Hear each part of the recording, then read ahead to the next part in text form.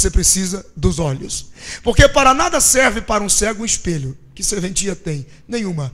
E do que serve um espelho para quem enxerga se não houver a luz? Não tem serventia nenhuma. Também não funcionará. Precisa ter a luz, precisa ter o espelho e precisa ter os olhos. Assim funciona quando você está na presença de Deus para reconhecer que você precisa de Deus. Você precisa do espelho que é dado pelo pregador através da doutrina da palavra. Você precisa da luz, que é a graça de Deus, que te faz perceber que o reflexo está claro. Agora você precisa dos seus olhos para olhar dentro de você e dizer: realmente eu preciso da vida eterna, eu preciso de Deus. Se não for assim, não funciona. Se não houver a beleza da doutrina, não haverá o reflexo do espelho. Se a graça do Senhor não estiver presente, a luz não significará nada. E se você não aceitar a palavra e não olhar para dentro de si, não haverá libertação para você. Estas três coisas têm que estar em conjunto. Enquanto eu estou pregando, eu estou lhe mostrando o espelho. Na medida em que eu prego, a luz da graça vai tornando o seu reflexo evidente. E à medida que você usa os seus olhos e reconhece que você precisa de ajuda, ali você começa a dar um grande passo para experimentar a vida eterna e salvação com Deus. O interessante do verso de número 14 é que o Senhor diz assim, ou o evangelista escreve dizendo o seguinte: como Moisés, do mesmo jeito, as coisas são do mesmo jeito. Diga-se de passagem, queridos, que nós estamos tendo muitas dificuldades nesses últimos dias. Por quê? Porque quando, novamente me referindo, não sei por que o Senhor me mandou falar sobre isso, Ele sabe por quê. Novamente me referindo à palavra do semeador. Você não lê no semeador, e saindo pelo caminho, ele semeou no espinho trigo, ele semeou no caminho soja, ele semeou na pedra milho, ele semeou em outro lugar, e no coração bom, ele semeou café. Não, a semente é a mesma. Em ambas as semeaduras, ele semeou trigo. A palavra do Senhor é a mesma, do mesmo jeito, do mesmo jeito, do mesmo jeito. O que muda é a atmosfera de quem recebe, o coração dos homens. Mas a palavra é a mesma. Estamos se falando muito em nome de Deus e pouco de sua palavra. A gente diz: Deus me mostrou, Deus me mostrou, Deus me revelou, Deus me deu no sonho, Deus me deu no caminho, Deus me deu comendo, Deus me deu não sei o que, Deus me deu, Deus me deu. Será que Deus precisa te dar tanto porque na palavra dele está faltando? Será que Deus tem que te dar tanto? A palavra dele não é suficiente? Falamos muito de Deus e falamos pouco do trigo. E a única palavra que frutifica não é o que você ouviu, ou que você pensou, ou que você sonhou. Foi o que ele disse aqui. Aqui. Tem que sair daqui. Toda a base tem que ser aqui. Lê-se um versículo sem pé, sem cabeça, lá no fim de um texto, que nem contexto, nem pano de fundo tem, e aí esquece do que leu e começa a dizer: Deus me mostrou, Deus me mostrou, Deus me mostrou. Fala-se em Deus, mas não se fala-se do que ele disse. E o semeador não saiu dizendo: eu tinha um pouco de trigo, mas eu deixei o trigo para lá porque eu achei que o milho era melhor. Não, trigo é trigo, e a semente que se semeia é a palavra. Quando nós mantivermos o trigo autêntico, a conversão será cada vez mais poderosa e mais viva na vida das pessoas. Isto é Bíblia, isto é doutrina bíblica.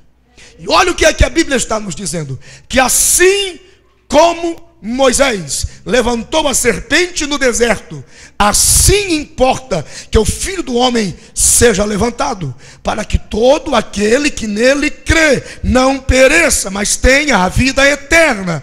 O Senhor está dizendo: não se mudou a forma de fazer, é do mesmo jeito. Quer dizer, existe uma constância dentro da fidelidade. Está se trocando muito material que se semeia. O material que se semeia chama-se trigo, e não ideia, e não sonhos. Sonhos podem até nos orientar, podem até nos inspirar, podem até nos exortar, podem até nos falar alguma coisa, mas depois do sonho, trigo. Quer passar o sonho para a igreja? Passe pelo trigo, não passe pela sua cabeça, porque não é em nome de Deus, é em nome da sua palavra. Então nós estamos usando muitas coisas em nome de Deus que Deus não disse na sua palavra. Muitas coisas em nome de Deus que Deus não falou em sua palavra, que é ideia nossa, que é coisa nossa, que é vaidade nossa, que é loucura nossa, que é força de expressão humana. Por que o senhor está dizendo isso, pastor? Conte nos dedos quantos e quantos eventos de poder, de unção e de glória, de explosão que você já percebeu. Irmão, a Bíblia diz que o semeador produziu de uma semente 100. Calculamos que de cada sermão genuíno pregado, um homem se converta. Proporcionalmente, esse homem produzirá 100. Se isto fosse autêntico em nossos dias, nós já teríamos ganho o Brasil, no mínimo, para Jesus. E por que não se ganha? Porque nós damos metade do trigo. E muita gente nem trigo dá. Dá milho, dá arroz, dá azeitona preta, dá qualquer coisa que vem na cabeça dele, menos o trigo. Porque a Bíblia diz, ele saiu para semear o trigo. E ele diz que o trigo é única, a palavra é a única fonte de semente poderosa, que dá 100 por 1. 100 por 1. Quando você olha para a Bíblia, você tenta buscar respostas para o seu sofrimento, para a sua dor, para a sua aflição, para a sua angústia, para o seu medo, para os seus dissabores. Ninguém levanta pela manhã e não inventa uma ideia de que a sua vida vai terminar aos 30 anos, aos 32 anos. Ninguém levanta pela manhã e diz assim, poxa, que legal, eu me casei, já vivi há 15 anos, já estou completando meus 38 anos, vamos fazer o seguinte, eu vou deixar minha esposa viúva, com 3, 4 filhos ainda adolescentes, porque eu vou encabeçar, ou eu vou somar a estatística assustadora de homens que infartam de 38 a 42 anos, porque quando se falava de infarto antigamente, falava além dos 45, e olha lá, hoje nós temos pessoas infartando de 38 a 42 anos. Ninguém imagina infartar aos 38 anos de idade. Eu tive que orar por uma família para poder tentar ajudá-los, por uma menina com 23 anos de idade, que morreu de AVC. Eu nunca podia imaginar que uma jovem de 23 anos poderia ter um AVC. Um acidente cardiovascular com influência de gordura do sangue. Eu jamais podia imaginar que uma coisa dessa poderia acontecer. Ninguém levanta pela manhã e dá uma olhada para os filhos de 13, 14 anos e diz assim, ei, levanta, você aí de 14, levanta que está na hora de você se viciar em crack. Vamos lá? Ninguém faz isso.